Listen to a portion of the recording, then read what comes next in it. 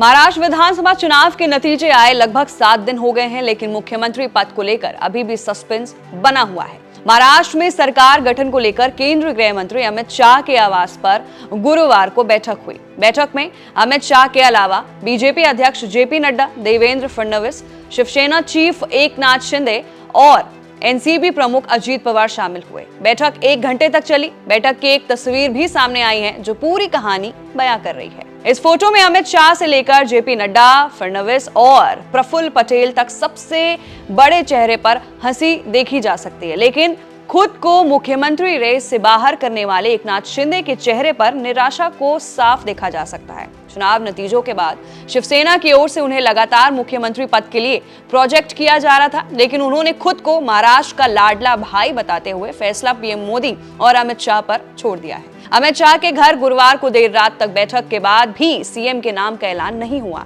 इस बैठक के बाद शिंदे, फडणवीस और अजीत पवार मुंबई लौट आए हैं। बताया जा रहा है कि मुंबई में महायुति की एक और बैठक होगी, उसमें मुख्यमंत्री के नाम पर मुहर लगेगी। सवाल यह है कि देवेंद्र फडणवीस या फिर कोई और। बीजेपी को पिछले 3 चुनाव में 100 का आंकड़ा पार कराने में अहम भूमिका निभाने वाले फडणवीस रेस में आगे चल रहे हैं। वे महाराष्ट्र में बीजेपी के सबसे बड़े नेता हैं, आरएसएस के भी खास हैं। देवेंद्र फडणवीस ब्राह्मण हैं और 2 बार मुख्यमंत्री पद की शपथ भी ले चुके हैं। 2014 से 2019 तक उन्होंने अपना 5 साल का पूरा कार्यकाल भी किया था। हालांकि बीजेपी सूत्रों की माने तो पार्टी कुछ मराठा नेताओं के नाम पर भी विचार कर रही है। हालांकि फडणवीस के बनने की संभावना ज्यादा है। एकनाथ शिंदे को डिप्टी सीएम बनाना चाहती है बीजेपी। मतलब ये कि अमित शाह ने एकनाथ शिंदे के साथ करीब आधे घंटे तक अकेले चर्चा भी की है। बताया ये भी जा रहा है कि बीजेपी की ओर शिंदे की शिवसेना को एक केंद्रीय मंत्री पद और डिप्टी सीएम पद का ऑफर दिया गया है। अगर शिंदे डिप्टी सीएम पद नहीं स्वीकार करते हैं तो उन्हें केंद्र में मंत्री बनाया जा सकता है और महाराष्ट्र में शिवसेना के किसी और नेता को डिप्टी सीएम पद की शपथ दिलाई जा सकती है। हालांकि बीजेपी चाहती है कि एकनाथ शिंदे को ही डिप्टी सीएम बनाया जाए ताकि राज्य में एकता का संदेश दिया जा सके। हालांकि मुख्यमंत्री रहने के बाद भी शिंदे डिप्टी सीएम पद से गुरेज कर सकते हैं, लेकिन अब शिंदे उद्धव ठाकरे से बगावत कर बीजेपी के साथ आए थे।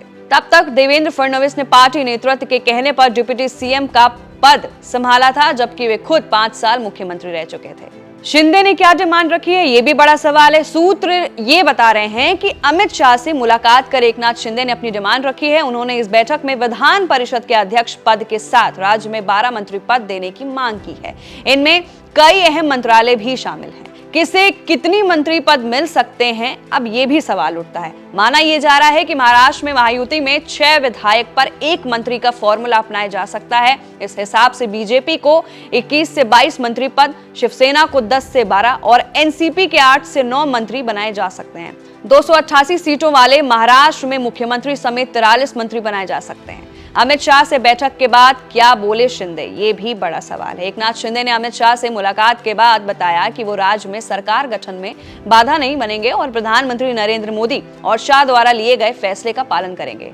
इससे बीजेपी के लिए महाराष्ट्र में अगले मुख्यमंत्री के रूप में अपना उम्मीदवार चुनने का रास्ता साफ हो गया है। उन्होंने ये कहा कि ये लाडला भाई दिल्ली आ गया है और लाडला भाई पद मेरे लिए किसी भी अन्य चीज से ऊंचा है।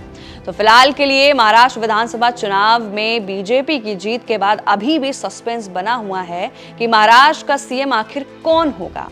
तो आप क्या सोचते हैं, आपकी क्या राय है, नीचे दिए गए कमेंट सेक्शन में अपनी राय जरूर रखें। मैं थी आपके साथ वंशिका सिंह और आप देख रहे हैं एबीपी लाइव।